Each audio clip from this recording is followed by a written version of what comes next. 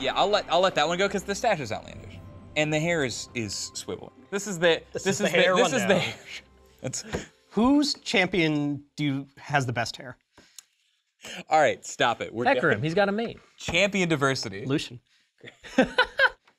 Greg, champion diversity. This is something that I personally want a lot of clarification on because on the last couple episodes we have talked about champion diversity in like very weird, pointed ways. Like, what do you mean weird? well, it never felt like it got its own thing. We're just kind of like, oh yeah, we buffed some champions and nerfed, and then because of that, right? And so when like strategic diversity, we did like a rundown and like a dev blog and like everything on. So give me your verbal dev blog and agreement, sign in blood with your pen. Champion diversity. What is champion diversity? So League of Legends has a lot of champions, and we feel like, you know, kind of the contract we have with players is you should be able to play them. It doesn't make sense to keep making champions when the pool is really, 20 or so that are viable. So I think we're successful in champion diversity when someone feels like they can actually play their favorite champion rather than feeling like, well, I'll wait one day to maybe they'll buff whoever. Right. And that every game you don't see the same enemies. Like, it's okay if you're a Jinx main, it's okay if you're a Leblanc main, but you shouldn't always see Jinx and LeBlanc in every game you're playing that everyone else is doing too. You should feel like, as you're building a comp going in, that you think about, well, which of the marksmen is really going to build this comp correctly? Is this a good situation for Vayne? Is this a good situation for Kog'Maw or whatever? Are there enough things in the world to just make it so you can have 120 different champions with 4 abilities and a passive that are drastically different from each other? Well, enough to warrant each one of them being playable? Because there's going to be a time where split push just isn't a good strategy, right? And you're not going to see the split push champions. Like, is this actually something that is feasible, or is this just like a dream goal that we talk about to try and get to? Like, I try to dream of like the perfect shoutcast, but that's never going to happen. Well, not with that attitude. Aiden, come on. But you strive for it all the time. Don't give me that. So is there something we strive for and it's not obtainable? It's a compass heading. I mean, realistically, we're not going to see every ADC played, in equal proportions in every region at every skill level.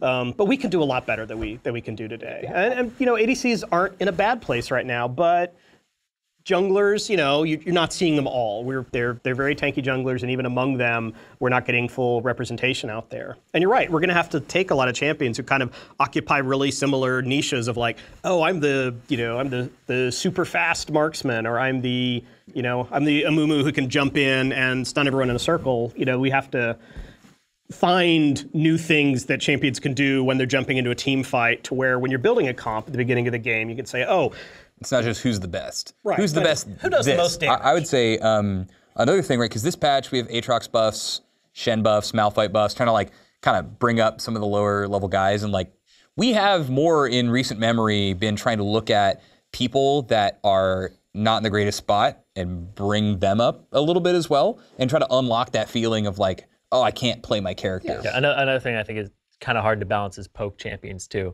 We have some nerfs to Luden's Echo here in this patch that's going to hit both assassins and also those poke type champions. This is an item that's been a big pain point for me as a player for in my games, just running into this on every mid laner and everybody who could possibly build this item, building it first or second. Supports and top laners and junglers as well. Do you like AP? Everywhere. Do you like movement? Yeah. It's basically it's a catch-all right now, right? Do you need movement speed? There you go. Do you have movement speed? It stacks on that. It's like all these great things. You have low cooldown, high cooldown spells. It's good with everything. Now, when we're reducing the stacks from 20 to 10 per cast, it's going to be more of a niche thing. Yeah. It's going to be better on people who have mobility and people who cast a lot of spells, as opposed to people who are like, okay, well, I cast one spell every now and then. And the AP ratio going down isn't going to affect it too much early in the place that it has, because it's like a first item buy, because you want that extra base damage to help you kill a backline minion wave, or the AP Kog'Maw to rain down some terror on people in a poke fight. So this I think is a good nerf for Ludens that's still going to keep it relevant and in the game, and I don't think it's too much. Awesome. So I think it's going to keep it in a good spot. Talking about another prominent character with Ludens, I wanted to get your feelings on LeBlanc because we played a playtest today, and things did not go well for you. You're playing Jayce, who we can probably talk about in a bit. You were against LeBlanc, and I wanted to get your perspective because I saw on Twitter Shifter and Scara had a lot of harsh words to say about the LeBlanc changes. There's a GIF that someone made of the before and after, right? So How did you feel about the nerfs playing against them, actually? So I felt like there was a lot of counterplay to it now, because LeBlanc's combo is usually I Q you, I W you in lane, and try to just knock you out of lane with a point and click and something very quick. So this is going to add to that. It's not going to be LeBlanc just wins lane by hitting level 2, throwing these 2 abilities at you, or just keep having that pattern whenever you're in range and go up for a CS. Like, she will win a majority of the trades. The thing, though, is it might be a little too slow for the laning phase, because like she can still use it from Fog of War late game, right? I feel like this might be a nerf that hits her a little too hard, especially in a meta where she was kind of falling off anyway, because things were getting so tanky. And her play pattern was, I need to kill squishies. So when everything's tanky, she's not successful. Yeah, so that said, though, if LeBlanc gets nerfed, you can play more squishies, right? Yeah. Like that is the one thing. I hear exactly what you're saying, and I agree. Like, when I think of LeBlanc, because I watch a lot of competitive, but I play a lot more, I think of LeBlanc as that reason that I get sad when I look at my champion select. I'm like, if LeBlanc's the enemy team, I'm not quite as sad, but I'm like, here's all the characters I can't play, and here's the ones that I can, right? And so my hope is that something like that means that were I to see it, or maybe if people pick her less, you can see more things like Lux, Vel'Koz maybe kind of come in. And I like that perspective too, because I'm a tank player, so seeing this, I'm just like, oh, well, LeBlanc, I'm probably never going to see her again, because she was never doing anything to me in the first place, right? Like, she could snowball a game really hard, but having the perspective of somebody who plays like these squishy characters is actually pretty enlightening to me, but I still feel like it might be a little too much. Like, it's going to be better for people that you like to play. Like, Vel'Koz is a very low mobility champion. Yeah. And now that she has less mobility, very smart. There's a little more even footing there. But I don't know, because that feels like it was LeBlanc's thing. Like, I'm totally down for the E changes and the E nerf. Totally down for that. I think that's very needed. But I feel like this might be too much on her at the same time, especially like in comparison to how the meta is shifted to a tank role. And if it's too much, you know, we can give her compensation elsewhere. Yeah, I feel like that would be the idea. We talk so much about balance, but there are other things, you know, to the game, and she's a frustrating, you know, many assassins can be frustrating to play against, and she's kind of the queen of the frustrating, like, oh, there was nothing I could do. She got into me. She fired off all her abilities. And then your teammates are like, there's nothing I could do because she just disappeared. Yeah, well, I caught her, and then she disappeared anyway. Like, hey, you just... Hey, come back. She's so sneaky. Yeah. So, taking it back a little bit, I mentioned him, Jayce. You played him. Yeah. You did not do very well. Yeah. At all. That was LeBlanc. We've established. I was just like, because I was jungling that game, and I was like, should we just swap computers at that point? Like, should you jungle? Yeah. Do you just feel better when you take Smite? Is that something about it? No, you were excited when we talked earlier this week about the changes, and now that you got a chance to play them, I want to know how you feel. I feel like Jayce, despite my poor performance on him, was really good. I felt very comfortable with the champion. The change is almost seamless, because you never put points into his ultimate anyway. Right. And you just wanted more of the poke pattern. And now you can take the other abilities up to 6 because you... Exactly. The fact that you can get that Q even further in the 30 extra base damage and just pushing him more towards that poke pattern is going to make him feel really good. And you never feel like you're wasting points ever. With Jayce before, you're like, I kind of want an R point, but it like kind of sucks. So now you get that automatically. You get that extra power boost. And the thing I like about this too is he's going to be another champion that isn't ult reliant, because we have so many champions in our game that are ultimate reliant. And that's the thing in pro play too, is people are like, let's pick these skirmishing comps. Let's pick a Rek'Sai that doesn't need an ultimate in a team fight. So Jayce is another champion that's going to have that going for him too, which would be another niche that you would pick him in. Yeah. Talking about late game guys, Shen. The possible return of Shen, things that are happening with him. Like, we're buffing his late game, specifically his split pushing, which I know is like emotionally triggering most people that will hear this. They're like, oh no. Well, he used to be the guy that could do that, and now with teleport as a thing, it's like not so special anymore. Before this changed. Right. Hopefully now, yeah. Well, so are we ever going to change that, or do you think we should change that, right? Because that's like, teleport has had a pretty huge impact in the game in the last like season and a half that it's been adopted, like 100%. You're not seeing Ignite much up there, at least in terms of competitive play.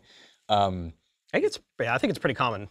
So I guess what I'm saying is that a bad thing? Would it be like, oh, Shen's niche is gone now. Let's make everyone else not take teleport. Or do you think the teleport being used widespread in the top lane is actually probably better for League?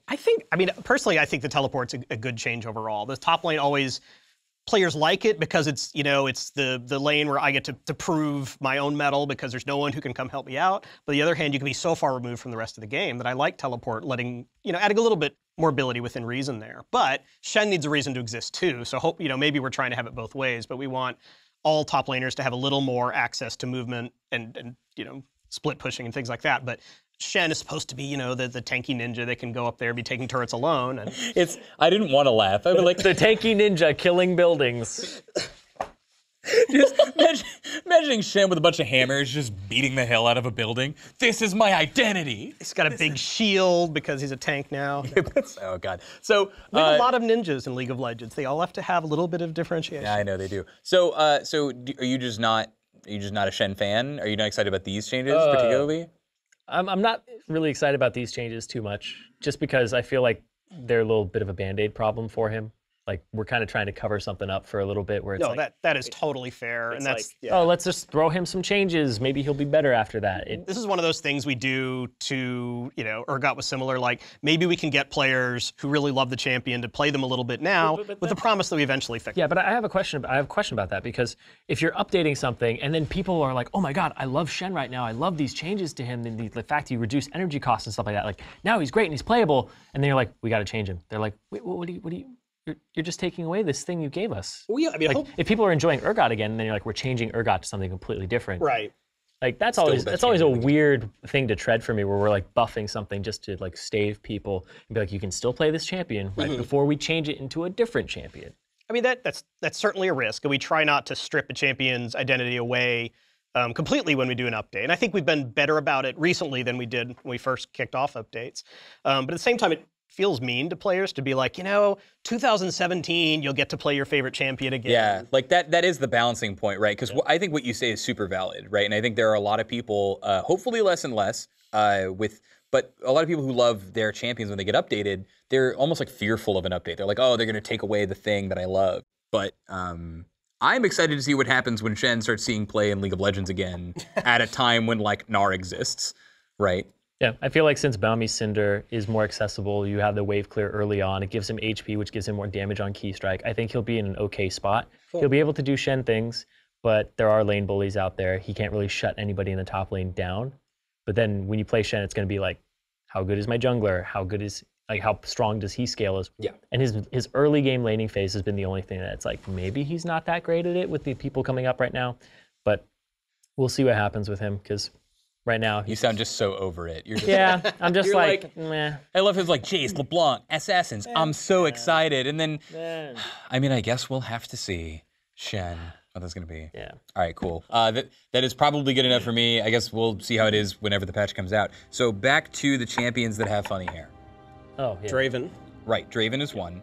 Jax. Echo is another. Jax. Well, we don't know. I know. Do you know? You don't know? Part of being Ghostcrawler means I get to see